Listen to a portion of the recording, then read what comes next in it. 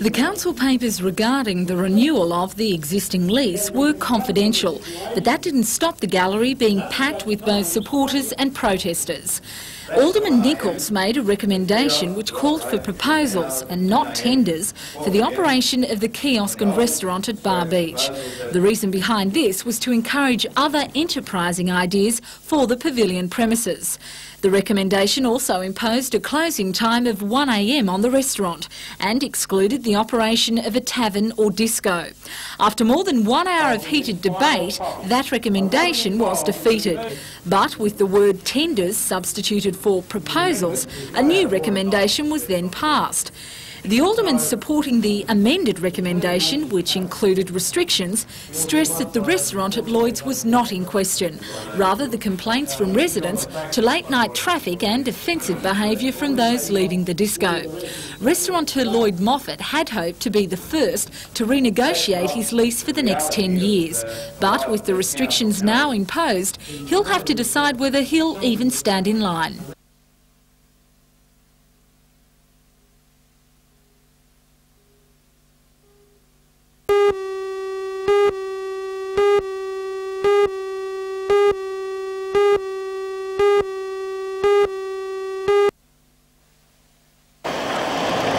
The late model Ford gear crossed to the wrong side of Cessnock Road and slammed into a tree just before 9 o'clock.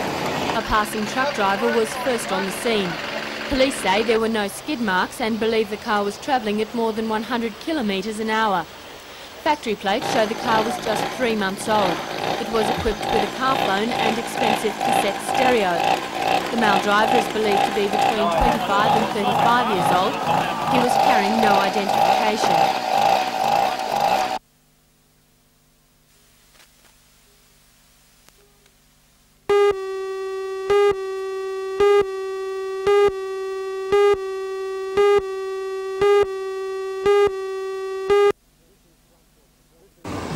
This is John Church reporting. Last night, Newcastle City Council decided to put the lease of the Bar Beach Pavilion out to public tender.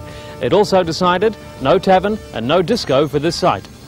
Join Ray Deneen and Anna Manzoni for all the news tonight at 6.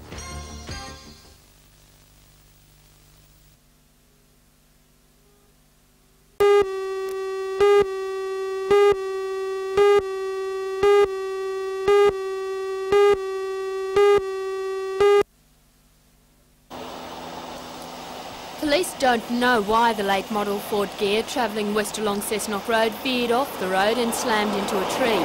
Police say there were no skid marks to show weaving or braking before the impact. First on the scene was a passing truck driver. He extinguished a small fire in the wreck and another in the engine about 5 metres away. The driver died instantly. It took rescue services almost an hour to free his body. Police believe the car was travelling at more than 140 kilometres an hour. The male driver was carrying no identification. Police believe he was between 25 and 35 years old. In the state's far north, another shocking accident claimed 2 lives. Just after sunrise, 2 cars collided on a bend on the Guida Highway, 16 kilometres west of Inverell. Both drivers died instantly. They were 38-year-old Robin McNaughton of Inverell and 38-year-old Hassan Mazlouni of Armidale. Rescue workers took more than an hour to free the bodies. No one else was involved. And police here have released the name of a 45-year-old man who died late yesterday after his car plunged to the base of a cliff at Bar Beach. He was Francis John Gillett of New Common Street, Newcastle. Witnesses at the scene recounted how Mr Gillett accelerated through the car park at Bar Beach before crashing through a barrier. His car plunged 40 metres before landing upside down on rocks below. Mr Gillett was unconscious underwater for 4 minutes before rescuers could reach him. He was dead on arrival at the Royal Newcastle Hospital.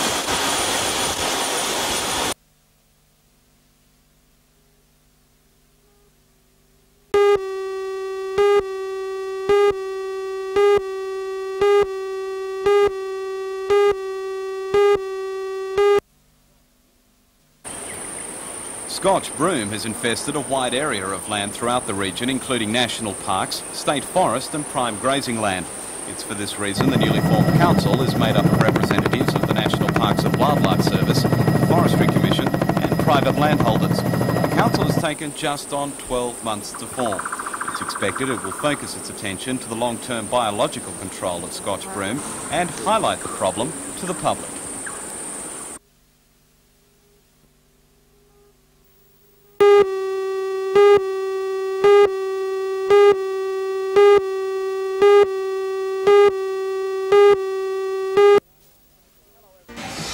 Hello everyone, I'm Mark Warren. Tonight I'll have a report on the progress of work on the new generation Tangara cars, which will be delivered to the State Rail Authority later this year. A contract worth $500 million. Join Ray Deneen and Anna Manzoni for all the news tonight at 6.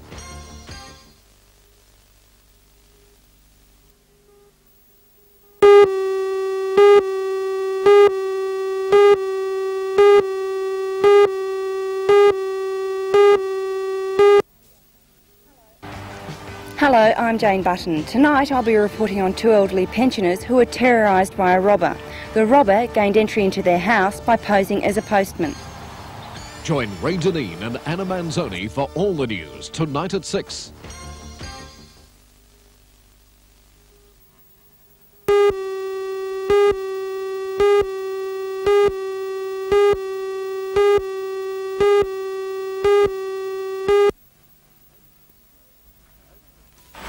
Over the two-day event, spectators have been treated to international level competition. For the horse and rider combinations, it's been a vital part of their preparation to gain selection in the Australian equestrian team for the 1988 Seoul Olympics.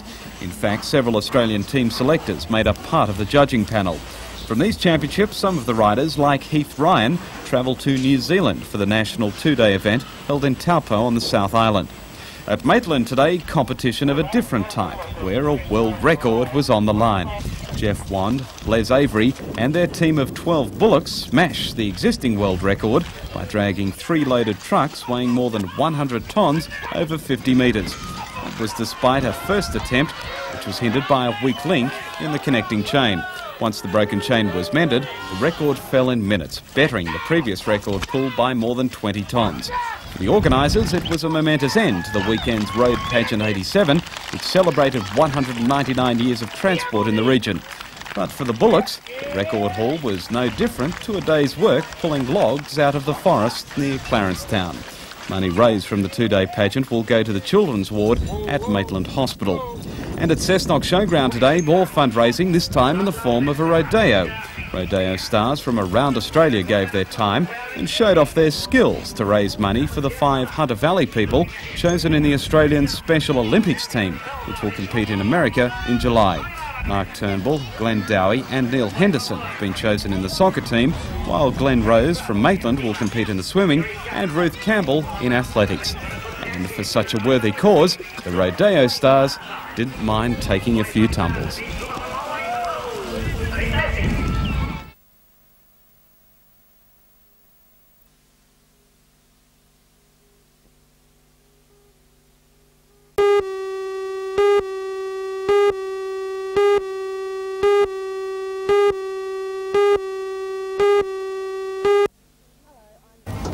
Hello, I'm Jane Button. Tonight I'll be reporting on the search for an 18-foot fiberglass launch which sank off Coal Point last night.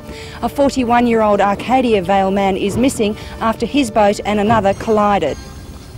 Join Ray Deneen and Anna Manzoni for all the news tonight at 6.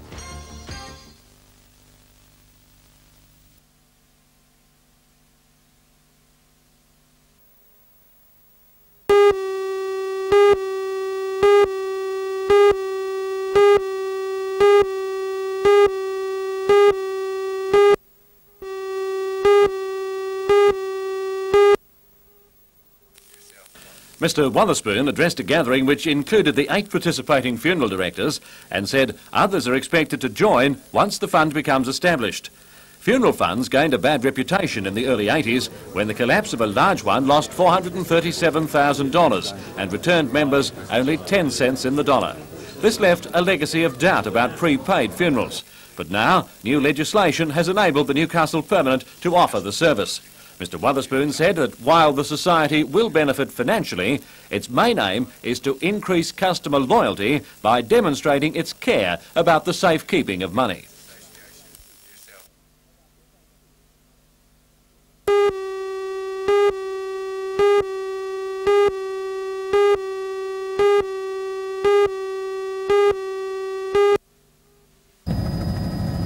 The development application for the massive expansion project was lodged in December last year.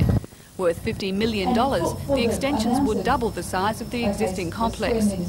Lake Macquarie City Council has a history of imposing fairly stringent conditions upon large-scale developments. The philosophy being, projects take a lot out of the community, therefore they should put a lot back. But in this case, the developer believes some of the conditions are unreasonable. The biggest stumbling block is parking. The council wants provision for 2,400 spaces. Lend-Lease has agreed to 2,091. The difference of only just over 300 spaces could cost millions. Lend-Lease has agreed to a $150,000 contribution for an occasional childcare centre for shoppers, but has balked at an extra $200,000 centre which could be used to mind the children of staff. The developer has also questioned a $200,000 contribution for a senior citizen centre and has agreed to pay just over half of the amount requested by council for the construction of a town square.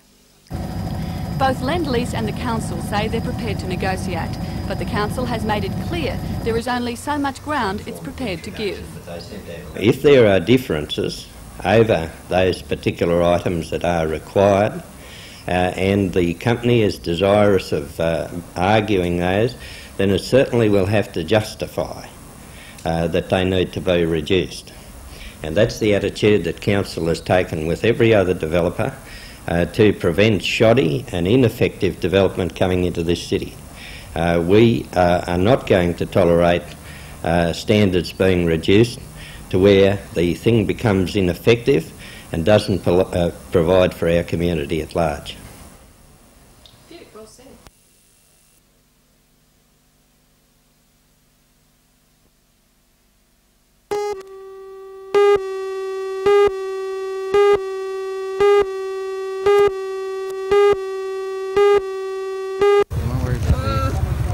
For Maitland's Emergency Services, today's simulated bus crash was not a joke. They treated the whole incident with the utmost seriousness, and so did the victims, even down to very real-looking wounds and groans which would make even the strongest stomach turn. Two cars down a gully at Harold Gresford Park played the part of the bus. The driver was supposed to have had a fatal heart attack at the wheel, causing the bus to plummet off the road. 20 people were supposed to have been in the bus, and 7 of those were supposed to be injured. Ambulance officers, firemen, state emergency services personnel and police were put through their paces as they ferried the injured to ambulances for the trip to Maitland Hospital. According to the commander in charge of the exercise, Inspector Max Bailey, simulated crashes like today's serve a very useful purpose. It's an exercise to give training to fire brigade and ambulance personnel should a disaster of this magnitude occur in the area. It gives them the opportunity to test their resources. The main purpose of today is to test the ambulance, the fire brigade and the Maitland Hospital.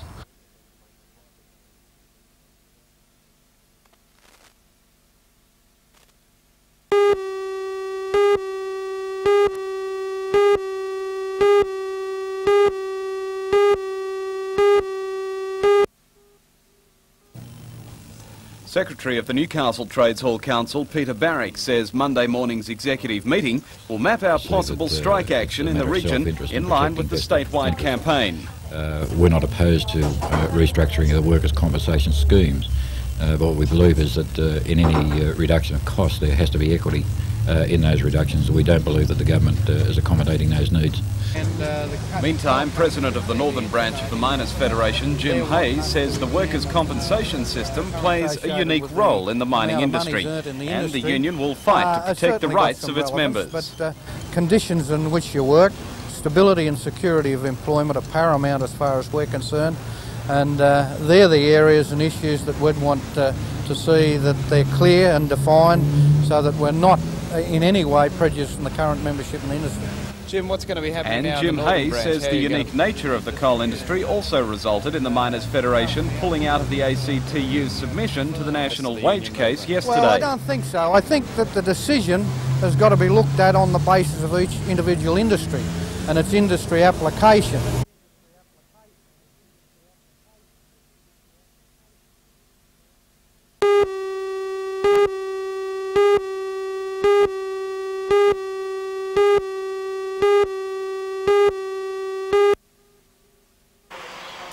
Lloyd Rees is said to be embarrassed by the high prices his works are now fetching, but it's only been in the last few of his 92 years. Take the major work in this exhibition, for example, Tasmanian Vision, an oil on canvas already reserved by a prospective purchaser at $60,000. It's so typical of the latest works by Rees, where he presents an essence of the place rather than any detailed reality. Contrast this with the oldest work, a print from an etching of 1922 of the old medical school at the University of Sydney. So tiny and so detailed, yet very subtle and delicate.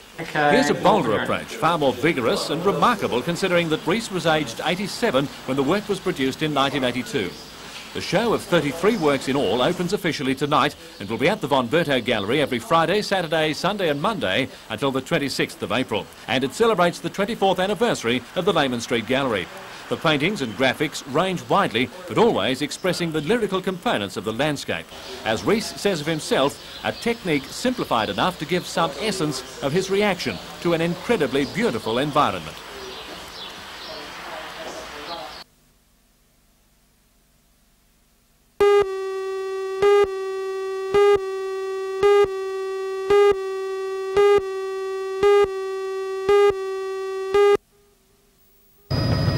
Four companies have been awarded a share in one of the largest deals ever entered into by the state government to provide Liddell and Bayswater stations with coal for up to 15 years. The biggest bite of the cherry goes to Costain Coal Limited. Managing Director Peter McMahon estimates that his company's 14-year contract to mine over 50 million tonnes is valued in excess of $1 billion, the largest coal mining contract ever let in Australia. 2/3 of the company is owned by the Costain Group in the United Kingdom, 1/3 by Australian shareholders.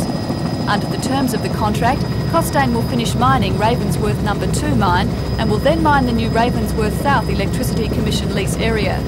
This guarantees continuity of employment for the 390 workers at Ravensworth. BP Coal Development Australia Proprietary Limited is the second company to secure a contract to mine 2 million tonnes per annum over the contract period from the Howick open cut mine. Drayton Colliery will also supply 1.2 million tonnes per annum and Muswellbrook Coal Company 500,000 tonnes per annum over the contract period.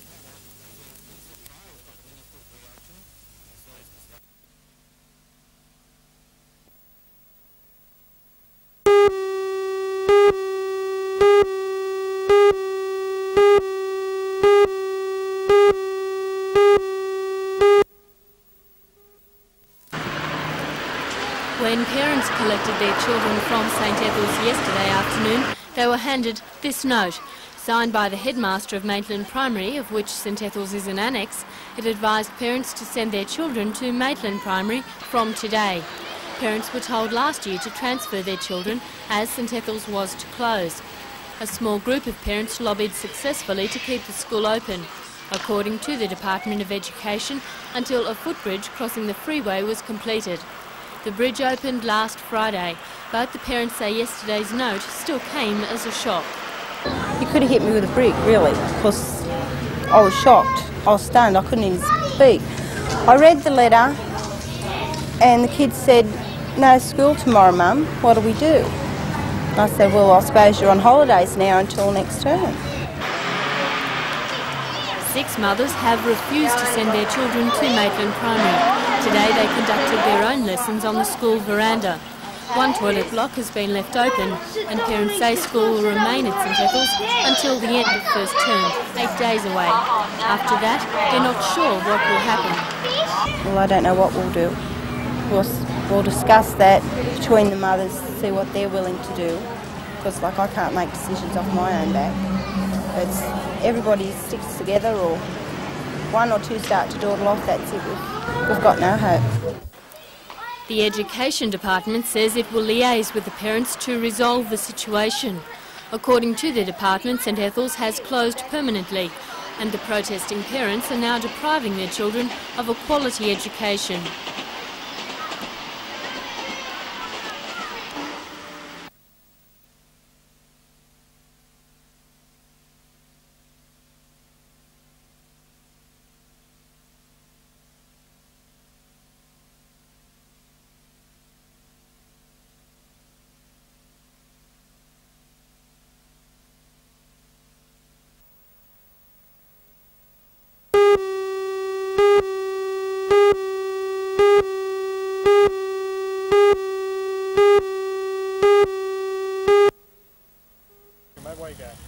Brian, there are always going to be at least 2 changes to the board. Yes, there were, Lee. Mr Roy Bennett retired earlier this year, and of course Dr Alton Cusick died late last year, so we had 2 vacancies on the board. What's happened?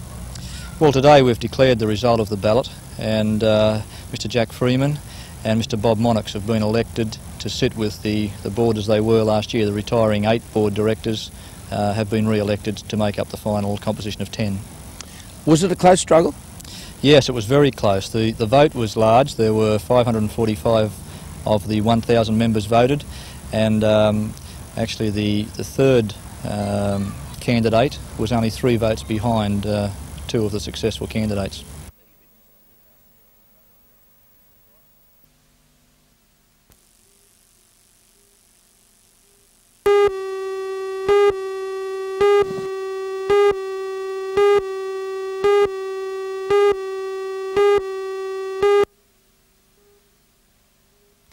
The graph shows planned construction commencements in the Hunter over the next few years. According to the Federation of Construction Contractors, more than half the peak in 1988 comes from the National Highway Project. The Bicentennial Roads program is being funded by special petrol levies, which the Confederation is anxious to see maintained. We believe that it's important that that levy system continue, and indeed there are some indications that that might not be the case. We are actively urging the government that it should continue. It's very important for 2 reasons. First of all, it gives us the adequate roads that we do need here in this region, and also, of course, it does create so much employment, which is so important. You're critical of Laurie Brereton's Road 2000 program. Why is that? What the program doesn't do, or at least it doesn't do on what's been released at this point in time, is identify dates and identify amounts. Both those are equally important if the proper planning is to take place right throughout the community. Another contributing factor to the peak is an anticipated upturn in the coal industry. However, such a mining-led recovery is plagued with uncertainty and depends on movements in export prices. The good news from the survey is that any engineering project usually has a time span of between 1 and 3 years. And while the Australia-wide construction industry suffers a downturn, this area may be cushioned from any slump.